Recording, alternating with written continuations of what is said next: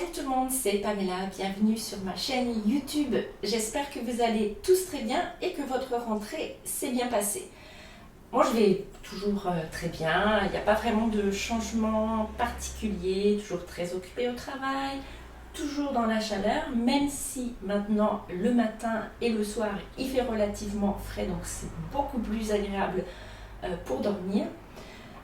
Niveau boulot, donc super occupée, j'ai beaucoup de collègues qui sont en fait en arrêt maladie, et quand on a des enseignants qui sont en arrêt maladie au Japon, on n'attend pas d'avoir un remplaçant, on répartit les heures de cours sur les profs qui sont déjà là. Donc ça me fait 2 heures en plus pour le mois de septembre, 2 heures d'anglais. Je vais enseigner pour la première fois un cours de grammaire anglaise. Si je vous explique un petit peu comment ça se passe pour les enseignants étrangers au Japon, on enseigne en général uniquement la conversation, les cours de grammaire étant assurés par des enseignants japonais. Donc, ça va être une première pour moi de faire ce cours de grammaire, mais je suis assez confiante parce que la grammaire c'est ma spécialité en français, pas en anglais, mais je vais sans doute pouvoir me débrouiller. Alors, mais revenons au sujet de cette vidéo, la présentation de 2 romans aujourd'hui. Vous allez voir, ils ont un point commun, ça va vous sauter aux yeux tout de suite. Le premier, c'est 22 novembre 63 de l'auteur américain Stephen King, qu'il n'est plus besoin de présenter, je pense. Et le second, Alabama 1963, de 2 auteurs français, Ludovic Manchette et Christian Nimiec. J'espère que je le prononce bien. Alors, c'est complètement le hasard du calendrier qui fait que j'ai 2 romans qui ont dans le titre 1963, dont l'action se passe aux États-Unis en 1963. Ça ne traite pas du tout du même sujet, mais vous allez voir, je vous les présente tout de suite. On peut faire des petits parallèles quand même, je vous en parle tout de suite.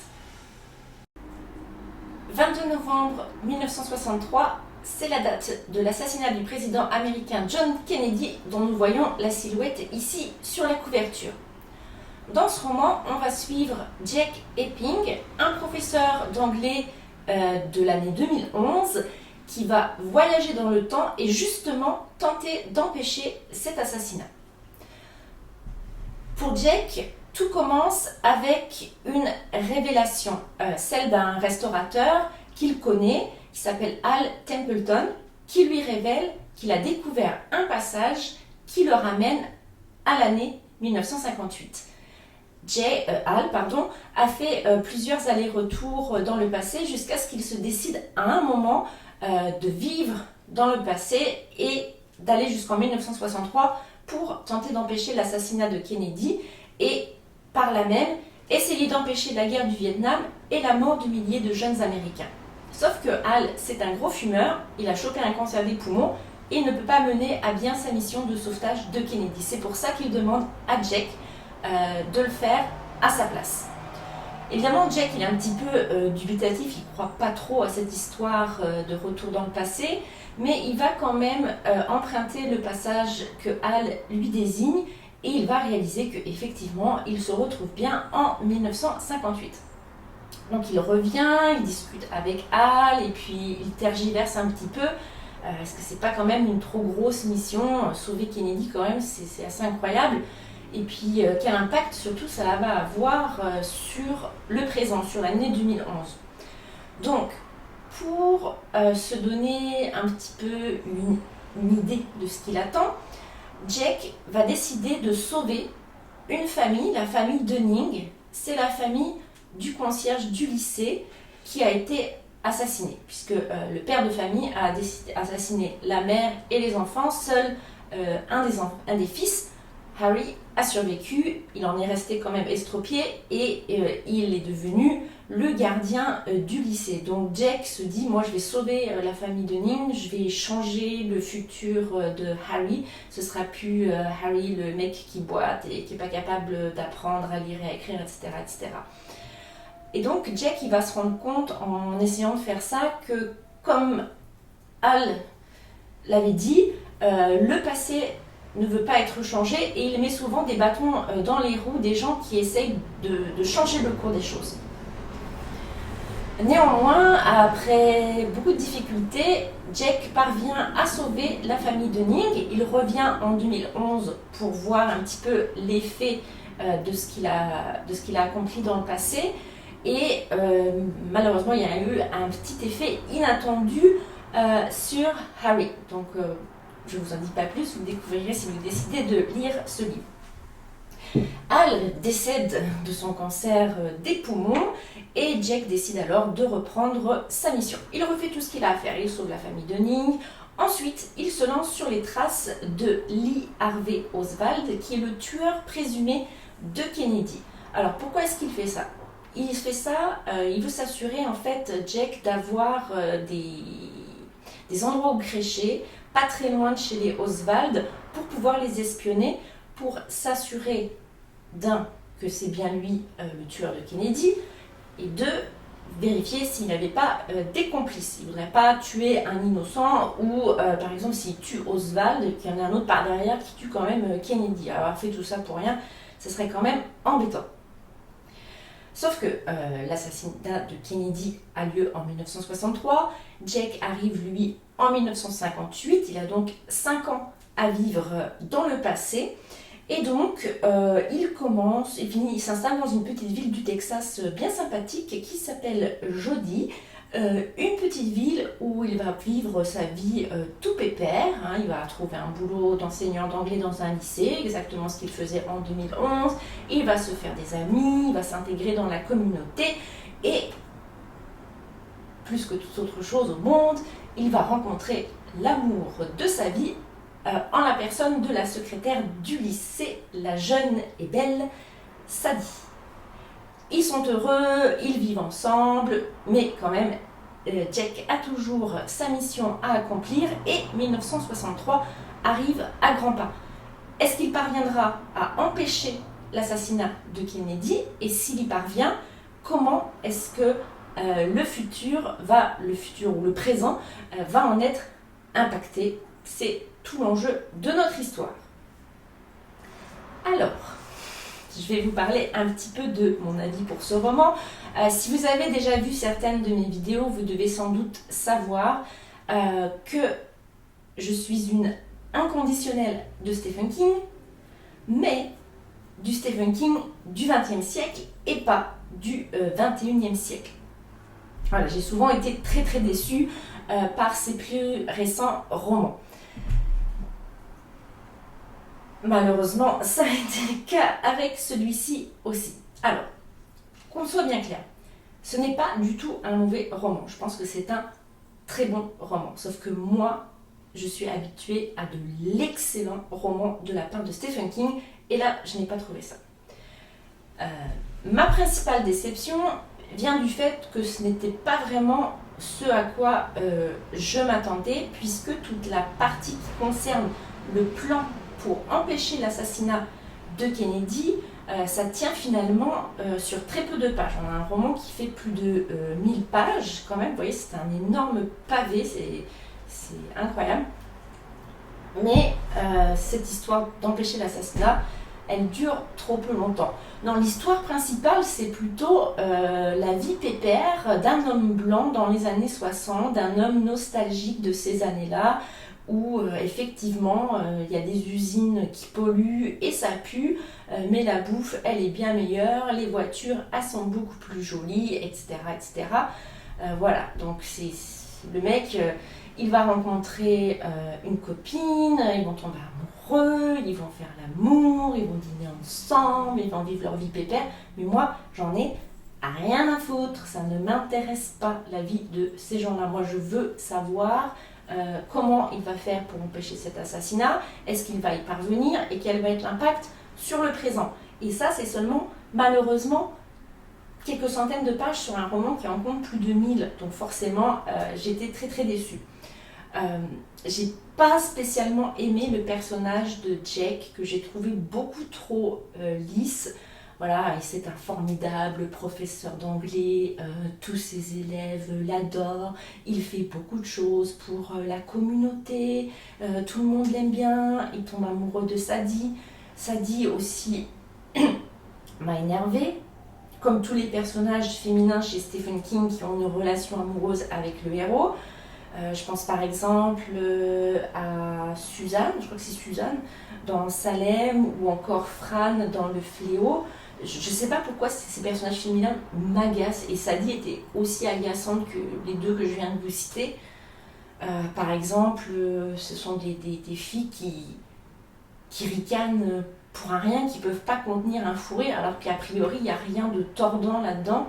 C'est toujours un peu le même schéma, le même genre de filles. Et moi je les aime pas trop, et donc là Sadie elle m'a saoulée forcément. Et puis en plus de ça, l'histoire d'amour entre les deux, moi j'ai pas trouvé ça beau, j'ai trouvé ça mièvre, j'avais vraiment l'impression de lire un roman à l'eau de rose. Et c'est pas du tout mon genre, je l'ai déjà dit dans d'autres vidéos, je ne suis pas romantique, les histoires d'amour, c'est pas pour moi. Donc forcément vous comprenez bien la déception. Néanmoins, je retiens quelques passages intéressants. C'est tout le côté où Stephen King va nous présenter le parcours de Lee Harvey Oswald, donc le tueur présumé entre guillemets de Kennedy. Il y a eu un gros travail de sa part de recherche, je pense. Moi, c'est un événement auquel je ne me suis jamais vraiment intéressée. J'ai appris beaucoup de choses. Je trouvais ça intéressant. Le mec là, Oswald, avait quand même il en tenait quand même une sacrée couche, quoi. Donc ça, j'ai trouvé ça super intéressant. Certains passages étaient bien écrits, hein. Bon, c'est Stephen King, c'est jamais mal écrit. Il y a même des passages qui étaient très bien écrits. J'ai retrouvé la plume de cet auteur du XXe siècle que j'aime tant, mais malheureusement, ça tient plus à la teneur de l'histoire, en fait, le problème. Et pour tout vous dire, j'étais vraiment soulagée en arrivant à la fin de ma lecture, et ça, c'est jamais vraiment bon signe. Stephen King, des pavés, il en a écrit, hein, je pense au Fléau notamment. Moi, c'est un livre que j'ai lu 3 ou 4 fois et que je relirai avec grand plaisir.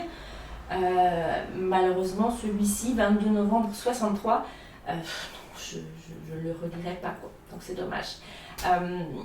Donc, prenez pas mon avis pour argent comptant, parce que je pense que je ne suis pas objective. Je suis très exigeante envers Stephen King parce que je sais qu'il fait des romans extraordinaires. Pour moi, c'est l'un des plus grands écrivains du XXe siècle. Malheureusement pas du XXIe. Voilà, donc une déception pour moi ce roman. On reste aux États-Unis, on reste en 1963. On pourrait même dire qu'on reste dans un état très proche du Texas où notre héros du précédent roman est resté, l'Alabama. Et plus précisément dans la petite ville de Birmingham. Alors, la déségrégation est en marche, mais dans cet état très raciste du sud des États-Unis, c'est pas gagné. Il reste toujours de très fortes inégalités entre les blancs et entre les noirs, et aussi beaucoup de racisme. C'est dans ce contexte que des petites filles noires disparaissent dans l'indifférence générale. Alors, il y a les parents de ces petites disparues, Didi, qui décident d'aller voir la police, mais bon, les inspecteurs n'ont pas l'air trop décidés à enquêter. Après tout, c'est juste une négresse qui a disparu. A priori, c'est des problèmes entre nègres. Bon, on va pas se mêler de ça, ça nous intéresse pas, quoi. Et face à cette indifférence, ils vont aller chez un détective privé, Bud Larkin. C'est un ancien flic, et ils vont lui demander son aide. Bon, sauf que lui, Bud, il n'est pas moins raciste que les autres. Ça l'intéresse pas forcément spécialement non plus, la disparition d'une petite fille noire. Mais quand même, il a besoin de clients, et puis que l'argent vienne des noirs ou des blancs après tout, hein, pourquoi pas. Donc il va accepter de se charger de l'enquête, sauf qu'il a des gros problèmes. C'est quelqu'un qui picole sévère, et qui enquête finalement pas vraiment. En se levant à 14h, c'est un petit peu difficile de travailler.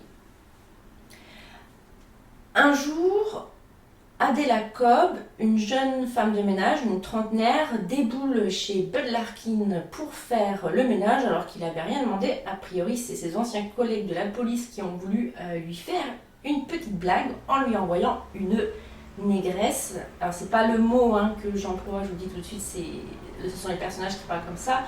En lui envoyant une négresse faire le ménage. Bon, alors Bud, ça l'intéresse pas, il a des préjugés, comme je vous l'ai dit, il n'est pas moins raciste que les autres, il pense qu'elle va le voler, etc. etc. Et quand même, elle est super efficace, cette femme de ménage. On a le bureau de Bud Larkin qui était un vrai dépotoir, qui devient tout d'un coup plus vivable, pas propre, parce que la pauvre Adela, elle a du travail. Et Adela, elle aime pas ce mec-là, Bud Larkin, voilà. Enfin, pour elle, c'est pas quelqu'un qu'elle apprécie, mais quand même, elle lui est reconnaissante parce qu'il enquête sur la disparition de la petite Didi. Et elle, Adela, elle se dit, moi je vais continuer à faire le ménage là parce que tout ce que je faisais jusqu'à présent pour Didi, c'était prier. Pour moi, c'est pas assez. Si je peux aider en fait Bud Larkin en faisant son ménage, qui se sente mieux et qui se mette à enquêter sérieusement, ça serait super, ça serait ma contribution à l'enquête.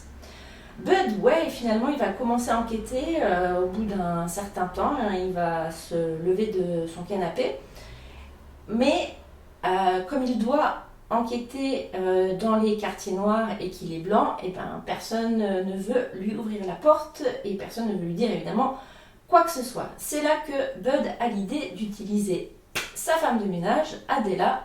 Il la fait passer pour sa secrétaire, il l'emmène avec lui faire du porte-à-porte auprès de la communauté noire et miracle, les portes s'ouvrent et il peut enfin recueillir des informations. Et quant à Adela, elle est vraiment ravie de participer à une enquête et c'est donc un petit peu comme ça que les deux vont être amenés à faire équipe.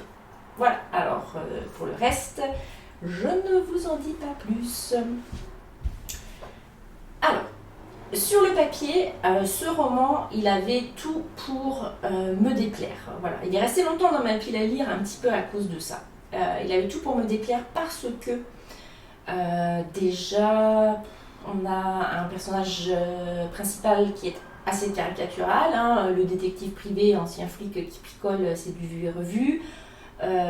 L'histoire de faire équipe avec une femme de ménage noire, je me disais, oula, qu'est-ce que ça va donner? Et en plus, et je dirais même surtout, c'est un roman qui se déroule aux États-Unis, mais qui est écrit par des Français, et des fois, ça, c'est pas très très bien fait. Et figurez-vous que j'ai adoré ce roman. Incroyable. C'était vraiment la première surprise, en fait, j'ai adoré.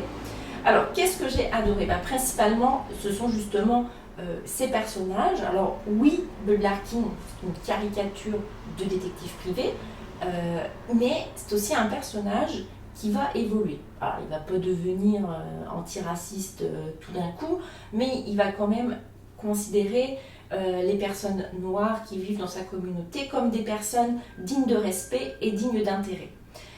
J'ai surtout aimé comme personnage Adela, fantastique. Adela, une femme courageuse, veuve, qui élève ses 3 enfants, qui doit subir des remarques désobligeantes de la part de ses employées blanches.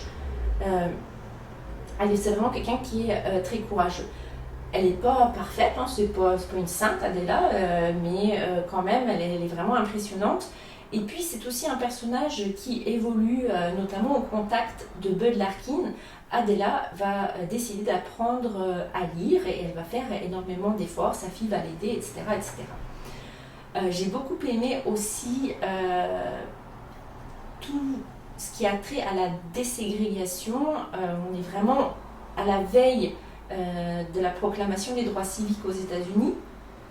Et ça m'a vraiment intéressée, j'ai trouvé ça très bien, pas expliqué, c'est pas le bon terme, très bien dépeint, je dirais, l'ambiance dans un État du Sud raciste à cette époque. C'était bien décrit, c'était hyper intéressant, j'ai appris beaucoup de choses. Là encore, les États-Unis, c'est pas forcément ma tasse de thé, mais ça m'a vraiment intéressée parce que j'ai toujours du mal à comprendre comment est-ce qu'on peut être raciste à ce point-là. Cette histoire de ségrégation, ça me paraît tellement tellement dingue que j'ai du mal à comprendre. Je comprends toujours pas, hein, mais je trouvais ça vraiment très bien décrit, très bien dépeint dans ce roman. Finalement, plutôt que l'intrigue policière, c'est cette histoire de déségrégation qui est le fil conducteur du roman. Alors, si dans ce roman, les années 60, c'était le paradis de l'homme blanc, et on comprend que Jack ait envie d'y rester en tant qu'homme blanc, après avoir lu celui-là, on se dit que c'était pas si idyllique que ça pour une grosse partie de la population des États-Unis quand même.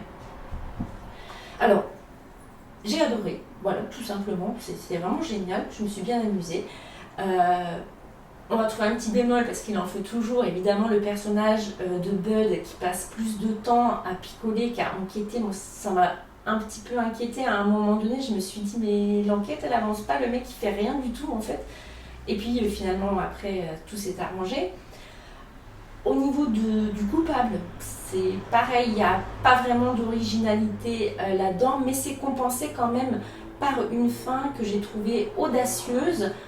C'est un bon choix de la part des auteurs d'avoir choisi une fin comme ça. J'ai trouvé ça vraiment culotté, on va dire. Et ouais, j'ai beaucoup aimé ce roman et je vous conseille Alabama 1963. En plus, c'est tout petit, en une journée, voire deux si vous n'avez pas le temps. C'est fini. Voilà, très très belle lecture. Alors pour conclure cette vidéo consacrée à l'année 1963 aux États-Unis, je voudrais vous présenter les livres qui ont rejoint ma pile à lire cette semaine. Alors, comme vous allez le voir, j'ai eu une envie de classique tout d'un coup. Maupassant, Notre cœur, j'ai déjà commencé à le lire, j'ai pas mal avancé, ça devrait être fini très rapidement. J'avais beaucoup aimé Une vie de cet auteur et j'avais envie de renouer l'expérience. J'ai choisi celui-ci un petit peu par hasard, c'est le dernier roman de Maupassant. Les Ensevelis de Georges de Perbrunne. Georges de Perbrunne, c'est une femme, c'est une écrivaine du 19e siècle. J'en avais jamais entendu parler, je suis tombée complètement par hasard sur ce livre. Ça m'a choquée de ne pas connaître le nom de cette autrice. C'est pour ça que j'ai acheté le livre, à cause de cette ignorance crasse de ma part. J'ai envie de réparer les choses et je suis très impatiente de lire ce roman. Toujours dans le classique, mais cette fois anglophone, avec Martin Eden de Jack London. Alors moi, Jack London, j'en garde pas un très bon souvenir. J'ai lu seulement Cro-Blanc quand j'étais au collège, je crois, et j'avais pas du tout aimé ma lecture. Mais au collège, j'ai des élèves qui doivent lire un livre en anglais, adapté à leur niveau bien sûr, réécrit pour être adapté au niveau des apprenants d'anglais. Et Cro-Blanc a toujours beaucoup de succès en fait, et donc je me suis dit que j'étais sûrement passée à côté d'autres choses et qu'il fallait que je retente l'expérience avec Jack London. J'étais pas prête à relire Cro-Blanc par contre, donc c'est pour ça que j'ai choisi Martin Eden. Ça parle d'écriture aussi, c'est un sujet qui m'intéresse. On reste dans le classique avec William Faulkner, Lumière d'août. J'avais déjà présenté de cet auteur Le bruit et la fureur. Je me souviens que ça avait été une lecture très exigeante à cause du style, enfin c'était vraiment très complexe. Du coup, j'avais pas vraiment été capable de dire si j'avais aimé ou pas ce roman, mais souvent quand même, c'est un roman auquel je repense, donc il y a sûrement quelque chose là-dedans, et c'est pour ça que j'ai voulu retenter l'expérience avec William Faulkner. Captive de Margaret Atwood, là encore, c'est une autrice dont je vous avais parlé précédemment. Je vous avais présenté la trilogie Oryx et Craig qui avait été un véritable coup de cœur pour moi.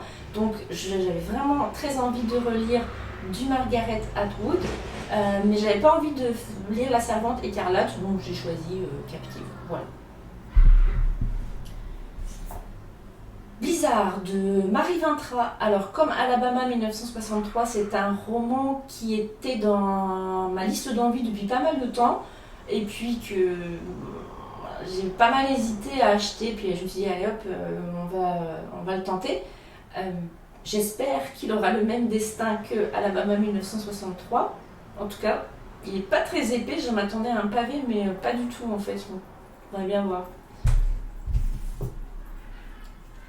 Little Bird de Craig Johnson, c'est une série policière avec un shérif. Je sais pas quoi m'attendre, je sais pas à quoi m'attendre non plus avec ce roman. Je l'ai acheté en fait parce que je trouvais la couverture vraiment jolie. Des super critères de sélection. Enfin, Le Festin de Margaret Kennedy. Alors ça, c'est pas un livre que j'ai acheté, c'est un livre qui m'a été refourgué, on va dire, par un ami qui quitte le Japon pour retourner habiter en France. Donc j'ai aucune idée de ce à quoi m'attendre dans ce roman, mais écoutez, je vous en reparlerai sans doute à un moment donné. Voilà, donc plein de choses à lire, plus tous ceux qui sont derrière moi, enfin plutôt par là aussi, là, que j'ai pas encore touché, j'étais pas trop tentée, mais je vais les lire. Donc j'ai vraiment de classique, là, voilà, donc c'est pour ça que j'ai commencé mon passant. Et vous, qu'est-ce que vous lisez? Est-ce que vous avez découvert récemment des auteurs, des autrices ou des romans intéressants? N'hésitez pas à m'en faire part aux commentaires. Alors, je réponds pas très vite, je suis vraiment désolée, mais j'essaye de répondre à chaque fois. Voilà. Alors, en attendant de vous retrouver pour une prochaine vidéo, je vous dis à bientôt. Matane!